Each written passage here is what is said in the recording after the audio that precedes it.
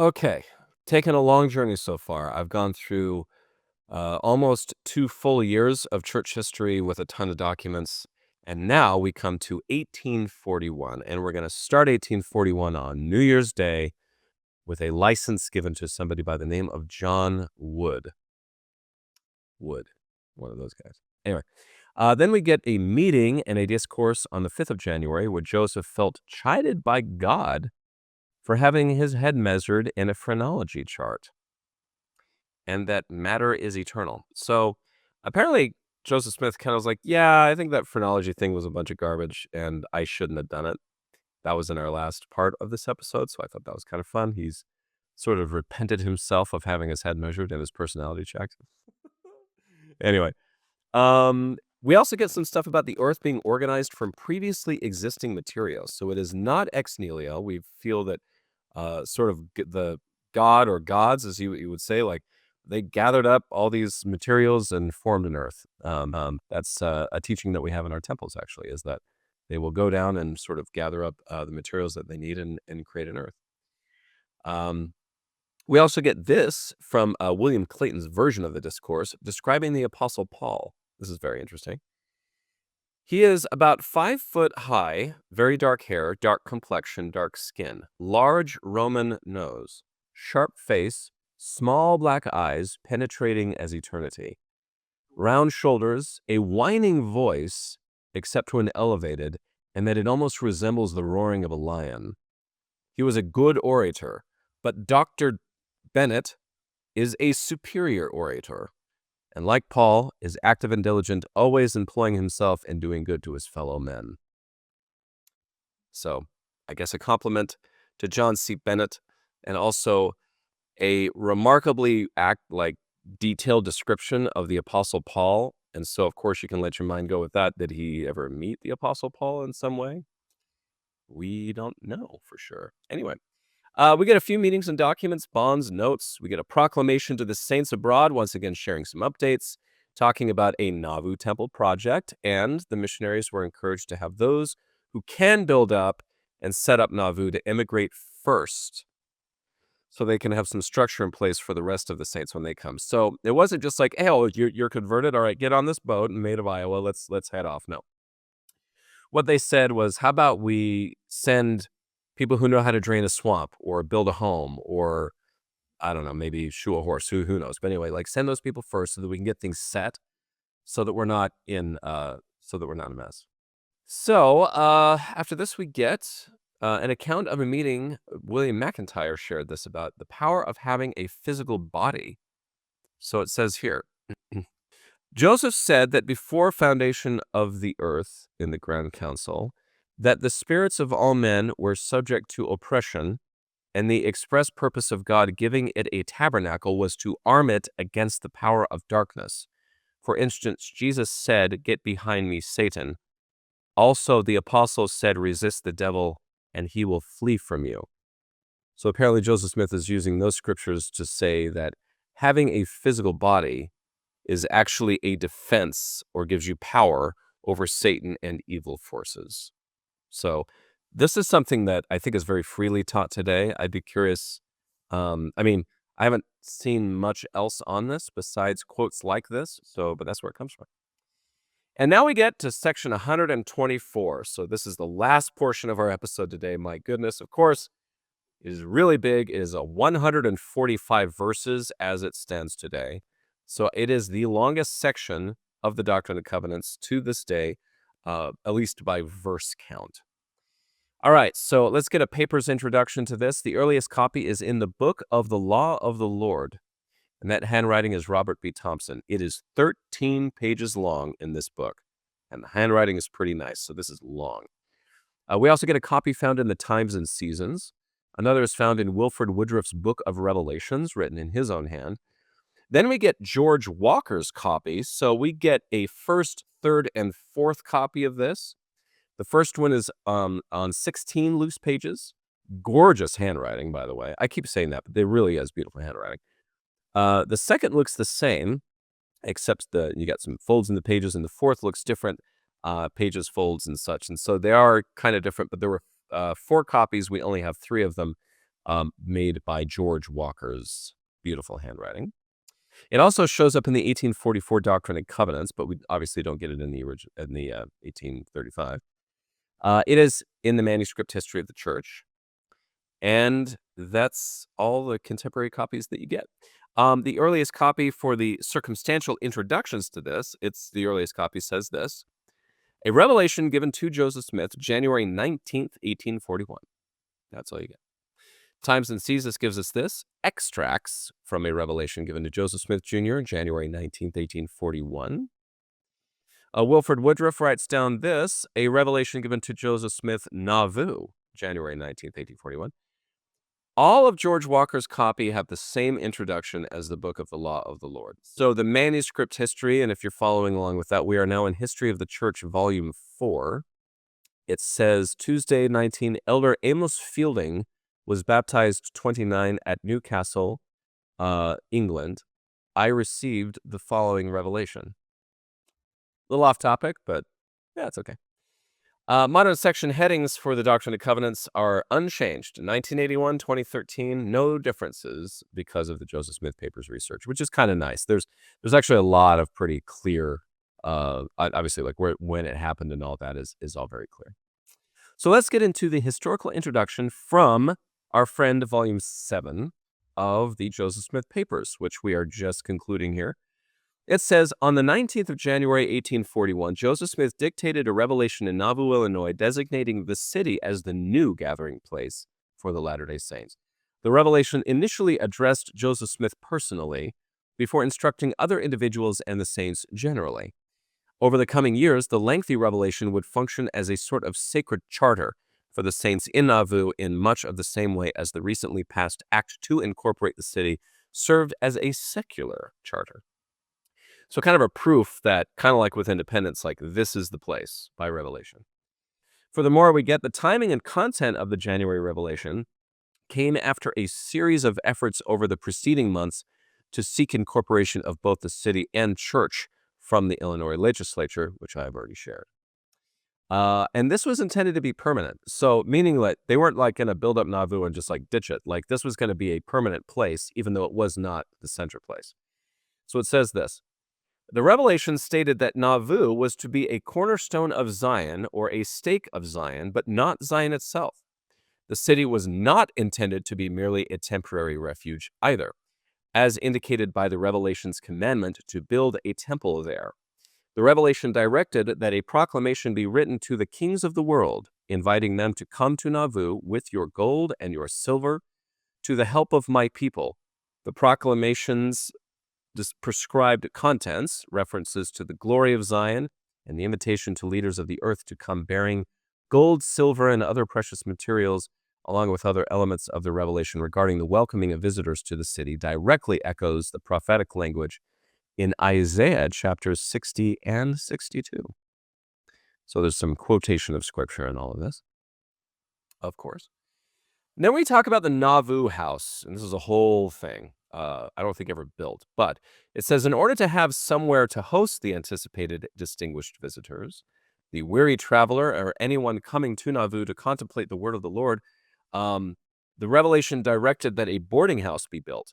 The revelation devoted more space to the subject of building this Nauvoo house than to any other topic.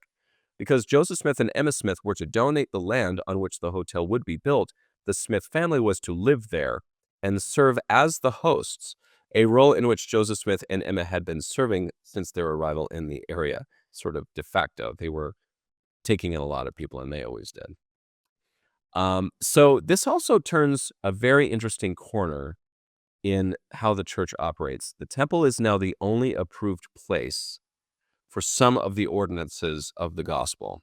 This is a very real thing today, but at the time, this was very new. It says here, the revelation underscored the importance of building a temple in Nauvoo by declaring that certain ordinances, like baptisms for the dead, were appropriately performed only in the temple.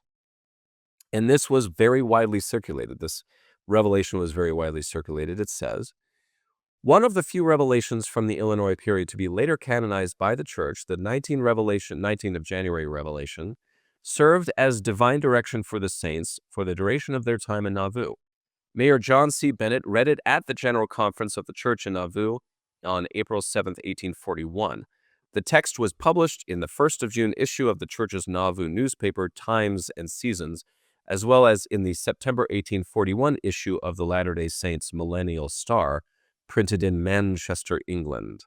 The saints in Illinois referred to the revelation frequently in print and in public meetings. Okay, so some content and footnotes from this, and then we'll button it up. So we get a tremendous amount of scriptural references for this revelation in the Joseph Smith papers. So the majority of the footnotes are kind of that. So there's a lot of this that I won't be going through, and it's very lengthy, and it is very available. So if you need to go read section 124, you have my permission. So it starts by praising Joseph Smith again for magnifying his calling, and then speaks to the whole church. And so the text gives us this. Your prayers are acceptable before me, and in answer to them I say unto you that you are now called immediately to make a solemn proclamation of my gospel and of this stake, which I have planted to be a cornerstone of Zion, which shall be polished with that refinement which is after the similitude of a palace. This proclamation shall be made to all the kings of the world, to the four corners thereof, to the honorable president-elect, and the high-minded governors of the nation in which you live, and to all the nations of the earth scattered abroad. And footnote 3 for this says, this president-elect of the United States was William Henry Harrison.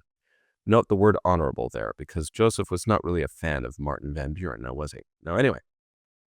Footnote 4 about this proclamation says, later in the Revelation, General Church Clerk Robert B. Thompson was instructed to assist with writing the proclamation. Though he began a draft of the proclamation, it was not complete by the time of his death in August of 1841. In November of 1843, Joseph Smith renewed the instruction, directing Willard Richards, Orson Hyde, John Taylor, and William W. Phelps to write a proclamation, quote, to the kings, etc., of the earth, unquote.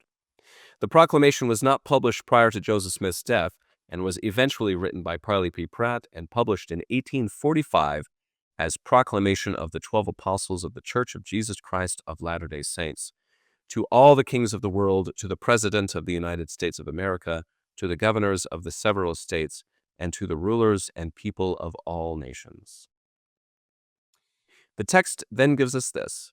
And again, I say unto you that it is my will that my servant Lyman White should continue in preaching for Zion in the spirit of meekness, confessing me before the world, and I will bear him up as on eagle's wings, and he shall beget glory and honor to himself and unto my name, that when he shall finish his work, that I may receive him unto myself, even as I did my servant David Patton, who is with me at this time, and also my servant Edward Partridge, and also my aged servant Joseph Smith Sr., who sitteth with Abraham at his right hand, and blessed and holy is he, for he is mine. So footnotes 12 and 14 clarify that David Patton was killed on the 25th of October, 1838, and Joseph Smith Sr. passed away on the 14th of September, 1840. And in this case, kind of a comforting statement to say, they're with me, you know. So kind of a big deal. But yeah, David Patton was killed, and Joseph Smith Sr. Passed away from old age. And we get some instruction about how George Miller is a swell guy. So you get this. And again, verily I say unto you, my servant George Miller is without guile. He may be trusted because of the integrity of his heart, and for the love he has to my testimony. I, the Lord, loveth him. I therefore say unto you, I seal upon his head the office of a bishopric, like unto my servant Edward Partridge, that he may receive the consecrations of mine house. Footnote 15 for this says, by December of 1841, church leaders had decided that all donations for the construction of the temple would be directed to Joseph Smith, who was the church's trustee in trust, and would be recorded in the book of the law of the Lord. The donations were then directed to the Temple Building Committee, which is, I believe George Miller was a part of that. The Revelation says this, build a house unto my name, for the Most High to dwell therein, for there is not place found on the earth that he may come to restore again that which was lost unto you, or which he hath taken away, even the fullness of the priesthood. For a baptismal font there is not upon the earth, that they, my saints, may be baptized for those who are dead. For this ordinance belongeth to my house, and cannot be acceptable to me only in the days of your poverty, wherein ye are not able to build a house unto me. Footnote 20 for this says, after construction began on the temple, one of the first priorities was building a baptismal font. A temporary wooden baptismal font was dedicated in the basement of the unfinished temple on the 8th of November 1841 and was one of the earliest uses of the temple space. So they were doing baptisms for the dead while the temple is like being built over their heads, because you're supposed to put the font in the basement, which we will get to in another revelation here soon. Not this episode, but soon. Footnote 22 says, Joseph Smith first taught the doctrine of baptisms for the dead publicly in a funeral sermon for Seymour Brunson on the 15th of August, 1840. By the following month, these baptisms were being performed in the Mississippi River. So the font was dedicated separate from everything else. And to this day, if I'm not mistaken, the ordinance rooms and the fonts, those areas are specifically dedicated as part of a temple dedication process. The text states this, I will answer judgment, wrath, and indignation, wailing and anguish, and gnashing of teeth upon them their heads unto the third and fourth generation, so long as they repent not and hate me, saith the Lord your God. And this I make an ensample unto you, for your consolation concerning all those who have been commanded to do a work and have been hindered by the hands of their enemies, and by oppression, saith the Lord your God. For I am the Lord your God, and will save all those of your brethren who have been pure in heart, and have been slain in the land of Missouri, saith the Lord.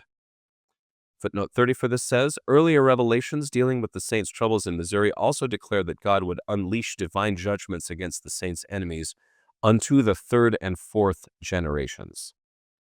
So I suppose if that helps you feel better, their children and their children's children will be sort of harmed by what they've done. Then we get this thing called the Nauvoo House Association. So from the text, behold, verily I say unto you, let my servant George Miller, and my servant Lyman White, and my servant John Snyder, and my servant Peter Hawes, organize themselves and appoint one of them to be a president over their quorum for the purpose of building that house. And they shall form a constitution whereby they may receive stock for the building of that house. Footnote 36 for this says, this instruction to formally organize with a constitution was immediately followed. A bill to organize the Nauvoo House Association, apparently first introduced to the Illinois Senate, was considered and then approved by the House of Representatives on the 19th of February. The Senate was informed of the House's ratification on the 20th of February, and the act was passed by the legislature and signed by the governor, going into effect the 23rd of February, 1841. The incorporating act closely followed the Revelation's language regarding stock management. Now, I would like to think that maybe a revelation about stock management shows up, and this is sort of the way that the world works without knowing it. I'm kind of making a stretch there, but I think that's very interesting. But it flew by in Congress, so at least the government did something. The revelation then states, with my servant Almon Babbitt, there are many things with which I am not well pleased. Behold, he aspireth to establish his counsel instead of the counsel which I have ordained, even the presidency of my church, and he setteth up a golden calf for the worship of my people. Footnote 40 for this says, Babbitt moved to Kirtland by summer of 1840 when Joseph Smith received written complaints from the church members regarding Babbitt's conduct and leadership. Whether the Eastern saints would be encouraged to settle in Kirtland or go west to Nauvoo was an ongoing concern. Despite Joseph Smith's intermittent criticism of Babbitt's actions, a general conference of the church in October of 1840, which we've already read, appointed Babbitt to preside over the Kirtland stake. So there was something to that. All right, so speaking about William Law, okay, from the Revelation. Let him from henceforth hearken unto the counsel of my servant Joseph, and with his interest support the cause of the poor, and publish the new translation of my holy word unto the inhabitants of the earth. And if he will do this, I will bless him with a multiplicity of blessings, that he shall not be forsaken, nor his seed be found begging bread. Beautiful promise. Footnote 43 says, between 1830 and 1833, Joseph Smith worked on a new translation of the King James Version of the Bible, revising and clarifying the text. In a June 1840 memorial to the Nauvoo High Council, Joseph Smith stated he intended to resume work on the project. So more to be done on a Old and New Testament Joseph Smith translation, as we call it today. And as we said before, Joseph Smith Sr. has passed away, and so Hiram is going to take over the patriarch calling, and says this, "And again, verily I say unto you, that my servant William be appointed, ordained, and anointed as a counselor unto my servant Joseph, in the room of my servant Hiram, that my servant Hiram may take the office of priesthood and patriarch, which was appointed unto him by his father, by blessing and also by right." Footnote 45 to this says, on his deathbed on the 13th of September, 1840, Joseph Smith Sr. designated Hiram Smith as his successor as church patriarch. We're also not sure what some of this is referring to, so we get this from the text. "And again, verily I say unto you, if my servant Robert D. Foster will obey my voice, let him build a house for my servant Joseph, according to the contract which he has made with him." Footnote 57 says, it is unclear to which house this instruction refers,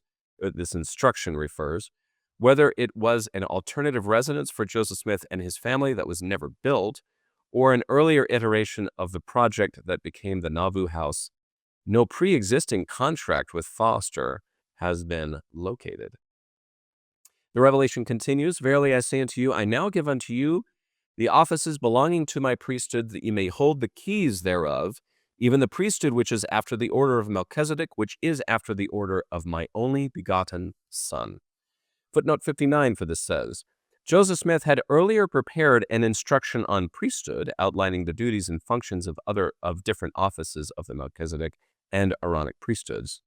And this portion has already been read. We've already talked about this. This is the instruction on priesthood that also kind of quotes portions of section 107. So this is all sort of in our canon, so to speak. Brigham Young is now the president of the Quorum of the 12, even though he already was. So we get this from the Revelation. "I give unto you my servant Brigham Young to be a president over the 12 traveling council, which 12 hold the keys to open up the authority of my kingdom upon the four quarters of the earth, and after that to send my word to every creature." Footnote 62 says, Young was the de facto leader of the Quorum of the 12 Apostles after David W. Patton's death and Thomas B. Marsh's excommunication. He was formally appointed as president by a vote of the Quorum on the 14th of April, 1840.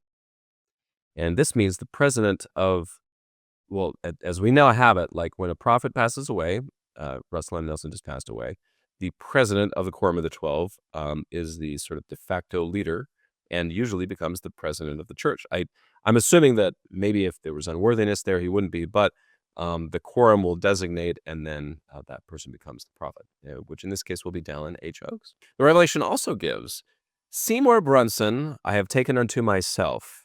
No man taketh his priesthood, but another may be appointed unto the same priesthood in his stead. And verily I say unto you, let my servant Aaron Johnson be ordained unto this calling in his stead." Footnote 64 for this says, at a 5th of September 1840 meeting, the Nauvoo High Council appointed Austin Cowles to replace Brunson on the council. Based on this January 1841 revelation, the High Council replaced Cowles with Johnson at their 6th February meeting.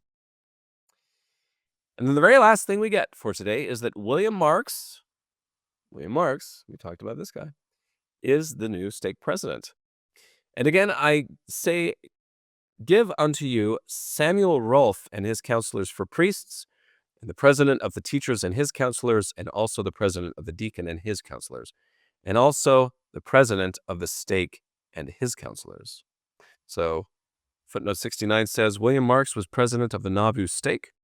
On the 30th of March, 1841, at a meeting of the Nauvoo High Council, Marks selected Austin Cowles and Charles Rich as his counselors. And that man later backed the wrong horse and did not continue with the Saints. He was later sort of I don't know. I don't know if he was really excommunicated or if he just kind of moved from there into a different religion. But that's William Marks, which we have talked about before. So this was an enormous episode. I hope this made sense. The longest section, the thickest books. I had to somehow cram that into an episode. So if some of that didn't make sense, I'm sorry, but thank you so much for sticking with us.